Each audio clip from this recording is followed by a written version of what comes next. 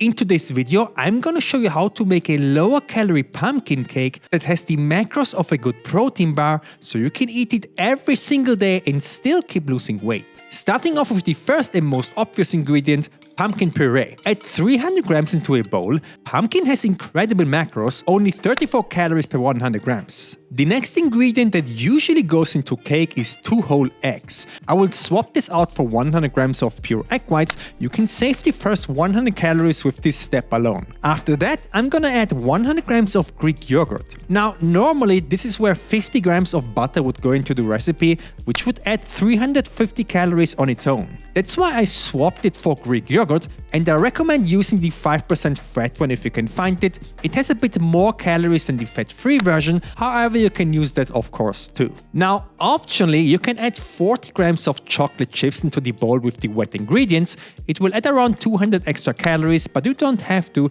you can skip it and save the calories. Give the wet ingredients a good stir and set the bowl aside. Into a second bowl go the dry ingredients. Start with 90 grams of flour. You can use regular all-purpose flour, but I recommend oat flour instead. It not only increases the protein and fiber, but it also adds a nice flavor. Making oat flour is super easy. Just take a blender, add 90 grams of rolled oats and blend on high for about 60 to 90 seconds, and just like that you've made oat flour. Next up is sugar. Usually we would add around 50 grams of sugar, but this one's easy to replace. Just use the same amount of a 0-calorie sweetener. Personally, I like erythritol since it doesn't have that weird bitter aftertaste like stevia.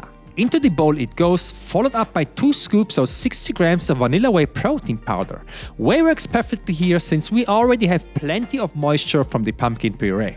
Then I'm gonna add these spices, 1 teaspoon of ginger, 2 teaspoons of cinnamon and half a teaspoon of nutmeg, and next is a small pinch of salt, half a teaspoon of baking powder and a quarter teaspoon of baking soda. Give the dry ingredients a good whisk until everything is combined. Before combining the batter, you can prepare your baking dish. Mine is 24 x 10 cm or 9 x 4 inches, and align it with parchment paper. Quick tip here, if you crumple up the parchment paper first, it's much easier to fit into any baking dish. Now toss the dry ingredients into the wet and give it a good stir until it becomes one creamy homogeneous mixture, and don't worry if it looks too liquid, the oven will take care of that. Place it into a preheated oven at 180 degrees Celsius or 350 F for 45 minutes. Now the best way to check if your cake is done is with a food thermometer. Around 93 degrees Celsius or 200 F, plus or minus 5 degrees is perfect. Remove the cake from the baking dish and let it cool for at least 30 minutes. And one important thing, the top might look burnt, but it is not. The dark color comes from the baking soda, so before you cut it off and throw it away, please try it first. You will be surprised how much flavor this has. Once it's cooled down, cut the cake into 4 equal pieces,